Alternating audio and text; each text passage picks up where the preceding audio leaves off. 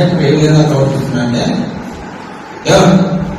Ticket ఇస్తారా గౌరవంగా మాట్లాడచ్చు కదా, అది తెలియజేయండి. ఇంకోటి నేనే కొన్నిసార్లు ప్రశ్నించాను ఆర్టీసీ బస్సు ఇచ్చినప్పుడు, డ్రైవర్ బాధ్యత ఏంటి, కండక్టర్ బాధ్యత ఏంటి? డ్రైవర్ బాధ్యత, డ్రైవర్ బస్సు పోతున్నాడు క్షేమంగానే, కండక్టర్ వచ్చేసి మరి ఇప్పుడు నేను కొత్తగా తిరుపతి పోతున్నా, నాకు తెలియదు.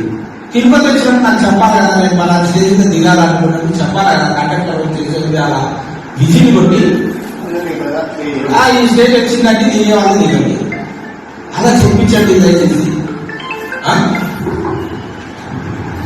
మీరు చెప్పిన విషయం గురించి సార్, ఆగస్టు 15 నుంచి స్త్రీ శక్తి కోసం ప్రభుత్వం ప్రవేశపెట్టిన పథకం ద్వారా మహిళలకు ఉచిత కౌన్సిలింగ్ ఇప్పిస్తున్నాము, మంచిగా ప్రవర్తించాలి, మహిళా ప్రభుత్వం అటువంటి ఏడు మార్పులు చూడాలని చెప్తున్నాం.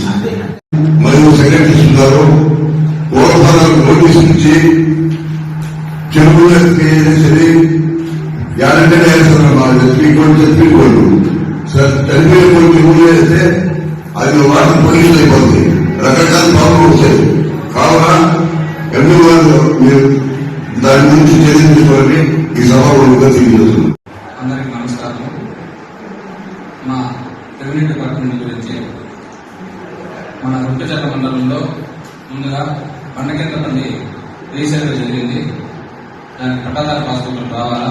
సెకండ్ పెద్దకొట్టిగడ్డ రీసర్వే జరిగింది, కొన్ని అనివార్య కారణాల వల్ల అంటే బడవాళ్ళ ఒక ప్రాజెక్టుకు డబ్బులు ఇవ్వలేదనేసి కలెక్టర్ గారు దాన్ని నిలుపుదల చేసినారు, రీసర్వే జరగలేదు, స్టాప్ చేసినారు.